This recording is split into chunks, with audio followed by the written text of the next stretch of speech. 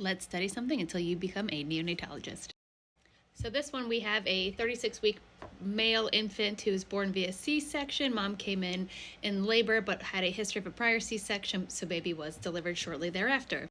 After he is born, he is breathing quickly, he is grunting, and his oxygen saturations are a little on the lower side. Here is your x-ray. Comes equipped with little arrows, which we enjoy.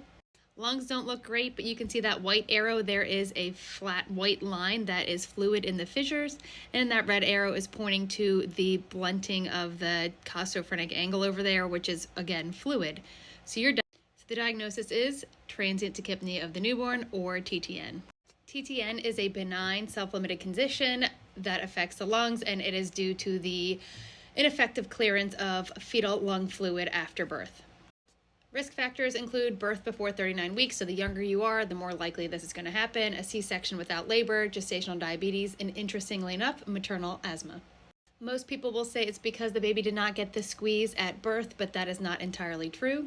So if you're ever in the NICU and you get questioned about why TTN occurs, make sure you say it has to do with the ENaC channels and not the squeeze. And if you want more details, you can look into it, but for the sake of time, I'm not going to get too far into the details. But basically, as a fetus, you are secreting fluid into your alveolus, and when you are born, you are then trying to get that fluid out of the alveolus. So the purpose of the ENaC channel is to get sodium and chloride out of the alveolus and then water to follow.